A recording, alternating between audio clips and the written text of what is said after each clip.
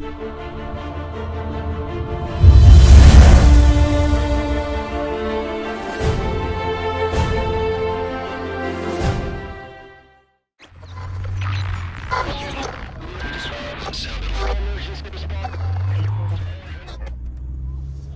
honey.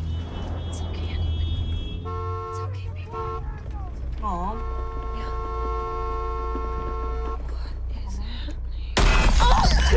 What is happening? Oh my God! It's okay. It's okay. We're okay. We're okay. That's okay. That's where? Mom. Oh my God! It's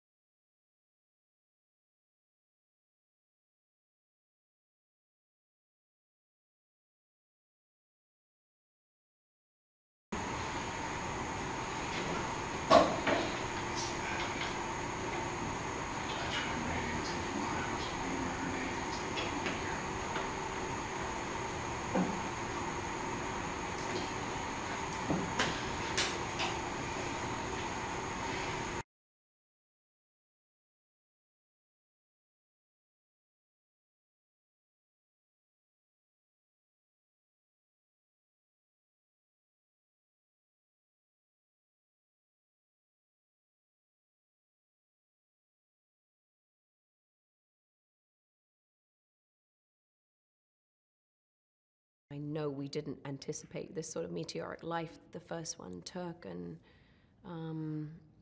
we didn't think it was in the cards. I mean, you don't know what people will make of a film that's effectively silent, and it's like an art house film that found this sort of meteoric life, and it's thrilling, and it's a conceit that has so much room for expansion, and it seemed like quite a natural progression to see the next chapter. I think that broken promise is a really harrowing experience for the kids, but ultimately I think it's a very powerful message that we see generationally what happens within this family is that the kids forge ahead, is that the kids have to grow up, they have to take charge. And also with Evelyn's character, with my character Evelyn, she is now a single parent, newborn baby, house is destroyed, 2 other children to protect, and she's out there, she's exposed, and she's grief-stricken. And so it's a really intensely emotional state that she's in,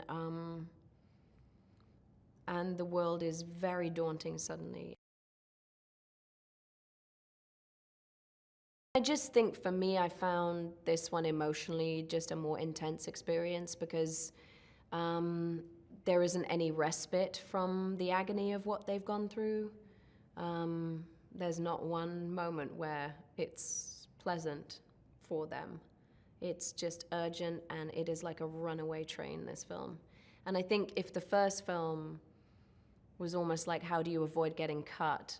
I feel like the essence of this film is, oh my God, how do we stop the bleeding?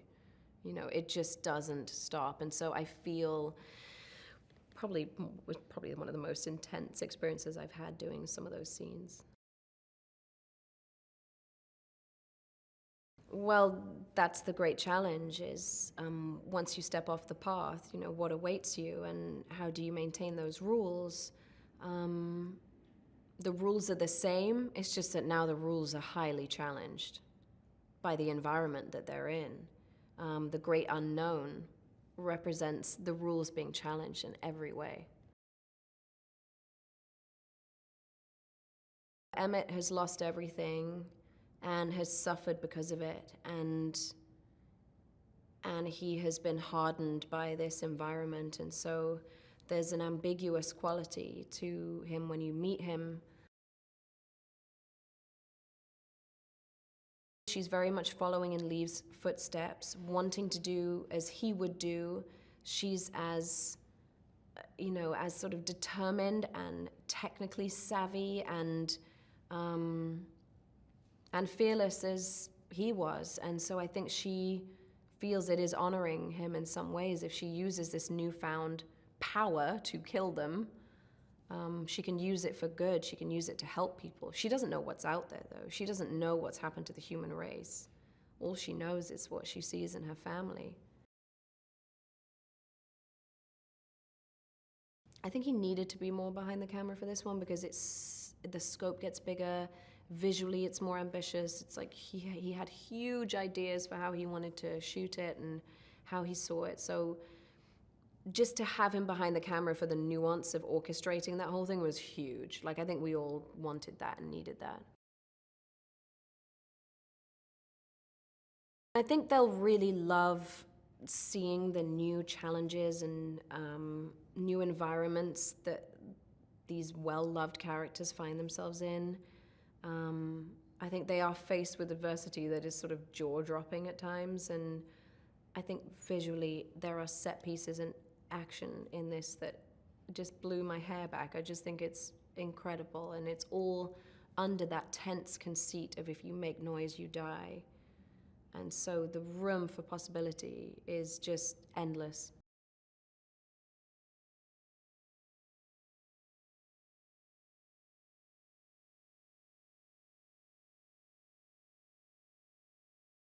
For people to think that it was cool was so unbelievably emotional and beautiful, and it's not only the success of the film, which is great. I think it's the fact that people connected to what we connected to. Certainly, and Emily and I, you know, did this movie as a metaphor for parenthood, and the fact that people picked up on all that stuff, the fact that people loved all the detail of the first one, and all the elements of survival and this idea of family it was just really overwhelming. You know, the truth is, I had no intention of doing a sequel. I don't think anyone thought that there would be a sequel. This was never designed to be a franchise.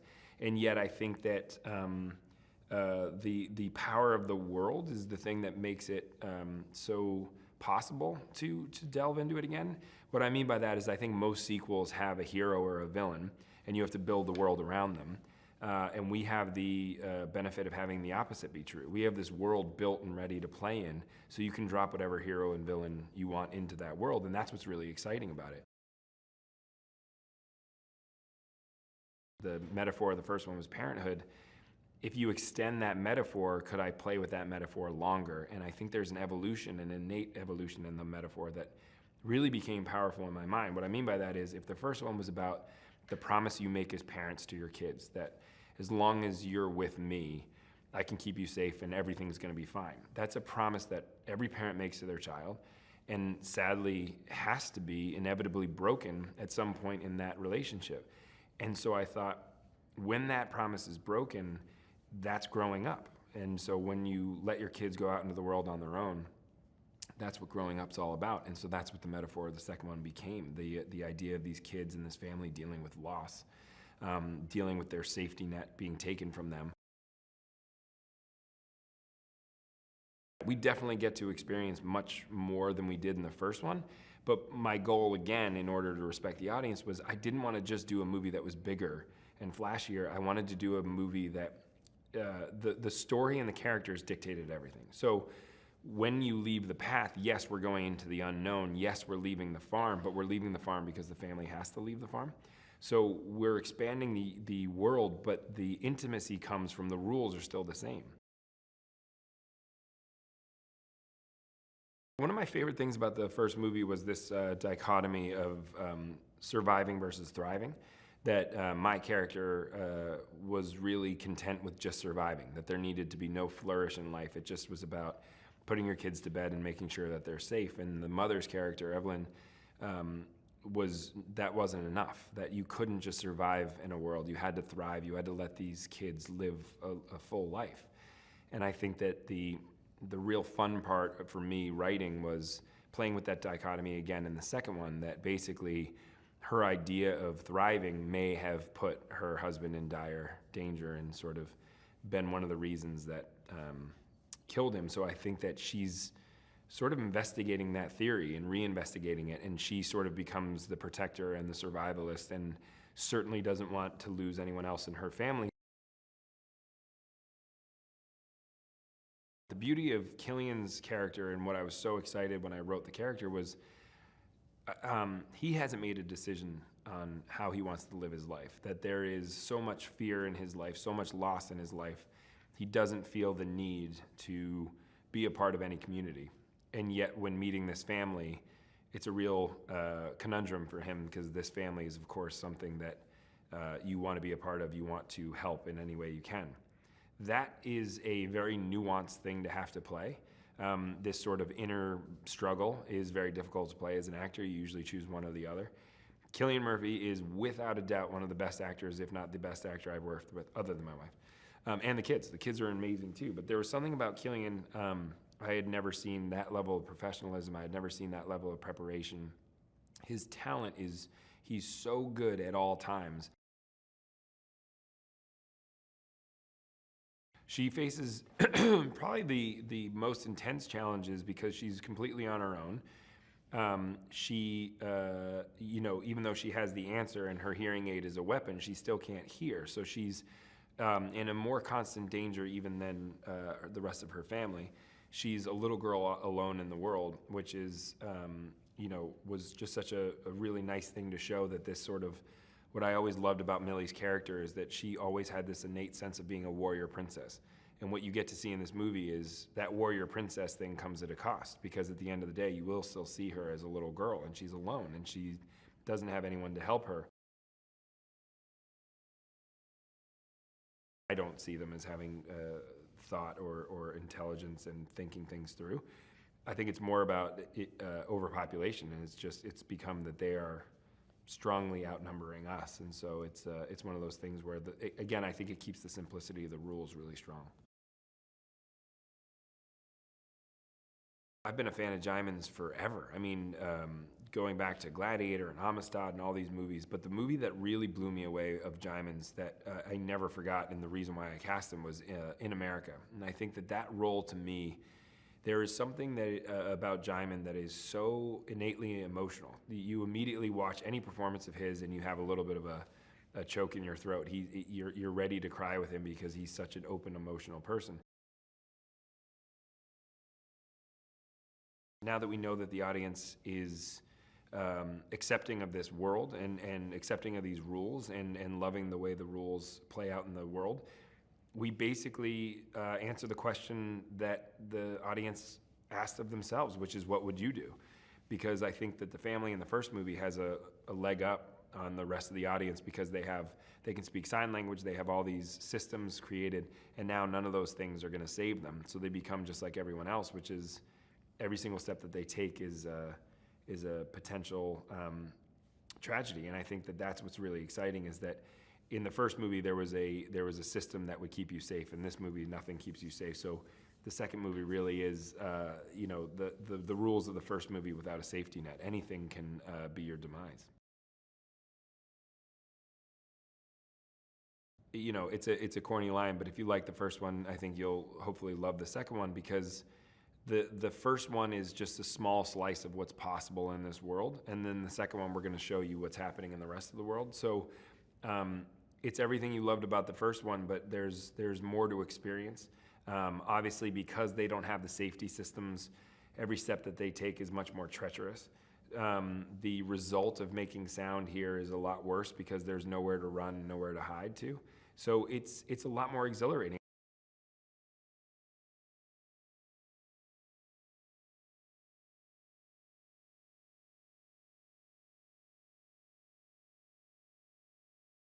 The first time working with Killian, and obviously he's a very, very intense, actor and a wonderful human being.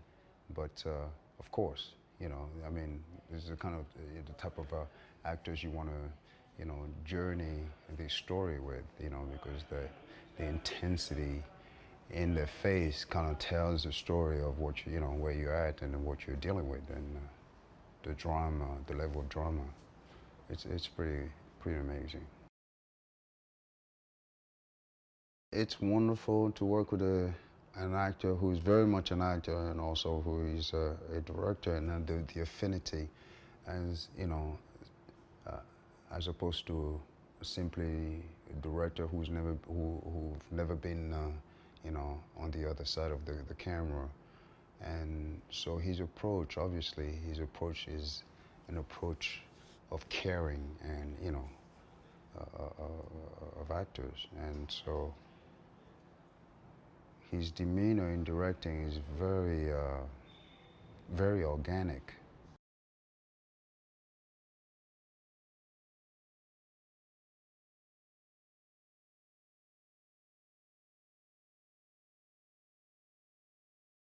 Well, I saw it in the cinema with my two sons when it came out, and had read very little about it. I knew very little about the setup or, about the creatures or anything, and it absolutely knocked me out. And the thing that I loved about it was that it knocked me out emotionally, because it ticks all the boxes of a horror kind of thriller thing. But for me, the thing was family. It felt to me like actually a film about family. And I remember being in the cinema with my two boys, and they were sort of watching like this, and all the people in the cinema weren't able to eat their popcorn. It had that incredible effect. It wasn't a passive viewing experience, it was quite the opposite. That's the power of the premise, and I guess the power of the writing, and everything is conveyed perfectly without that much dialogue, with very little dialogue. And it actually, it tends to focus you on the jeopardy, the danger, because they are having to communicate by sign language or by, just by their eyes and all. It was such an original take in it. It was brilliant. After I saw the movie, I was so blown away by it that I gotta write to John Krasinski, and because I didn't know him or Emily, I'd never worked with either of them before. I was like a fan of their work, but I'd never seen them or met them personally. So I wrote this email just to John to say how much I enjoyed the film and how brilliant it was, and congratulating him on it. And then I chickened out, and I never sent it. I was like, don't do that. You don't need to be doing that. He's a busy man. He doesn't need to hear from some actor. And then like a year or so later, he called me up and he was like, look, we're doing the second one. Would you be interested? And I said, man, I was gonna send you an email. So it was a lovely sort of serendipity, or like, I don't know, simpatico or something, that he was thinking of me for that part, you know. Well, I think because the first movie was so sort of intimate, and it's pretty much like one location for the most part, and it's a very, very clever way of setting up a world which was set up, but we only got to see glimpses of what had happened sort of outside of their tiny little existence. And I think in this movie he just goes slightly wider, and you can see it slightly from a wider perspective what has happened in the world. It's still a very, very, very, very small part of what has happened, and I think that is a clever way to approach a story, because you can keep moving back each time and show a bit more, and it poses a lot of questions without answering them, which I think is very clever. I've always loved working with writer-directors, first of all, because you know exactly, you can go straight to the source of where the story has come from, you know, and that's the case with John. And then you add on to that the fact that he's an actor as well, so he completely understands how actors work. His notes are amazing and concise and to the point. His enthusiasm for the whole process of making a film, because he is involved in at so many different levels, is infectious, you know. So you're on set and you just feel, you have this, he's got this incredible childlike excitement and enthusiasm about the process of making films, and yeah, that's catching. People who liked the first movie, and millions of people did, is the fact of just going like, okay, now we're giving you a glimpse at a bit more of this world, you know, and you see what you know, see how it affected more people just outside of this sort of nuclear family, and we're just pulling back a little bit. And I think that's very, very exciting to glimpse, because again, you start putting yourself into their shoes. So I think that's what will be most exciting, and it still has all the sort of thrills and spills and scares that the first one had, you know.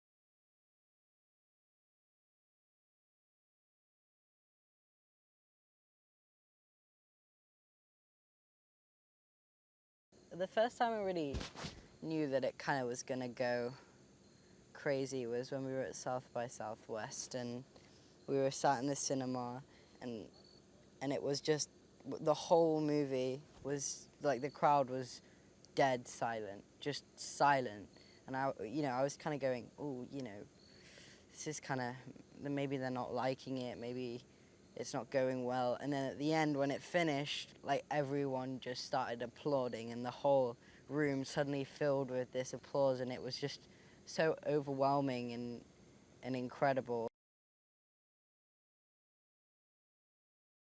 It hits Marcus in a way that, that he realizes what's happened and what's gone on, it's almost because so much goes on. The barn burns down, and all of that crazy stuff happens, and then they're kind of on the run, trying to survive, trying to find a new home, and all of that is happening, and it kind of, they don't have time to sit down and dwell on the fact that their dad's gone. They have to survive. They have to get out there and push all emotions aside and survive. Cillian's just great. Such a phenomenal actor, but just a great person, and constantly cracking jokes, but also really focused and professional. I've already built these relationships with these actors and John, and so that really helps, because then you get on set and there's no small talk, and there's no kind of like, you get into it, and you just play around. Like, I feel safe to talk to John about how I feel. I feel safe to play around with the scenes, to play around with Emily, to play around with Millie. And even Cillian felt right at home when he came in, and we just started talking immediately. And just to be able to learn and play and risk and do all of these things is why I do this job, and so this movie is really, I've learned a lot from both of these experiences, just being on set with these phenomenal actors and actresses.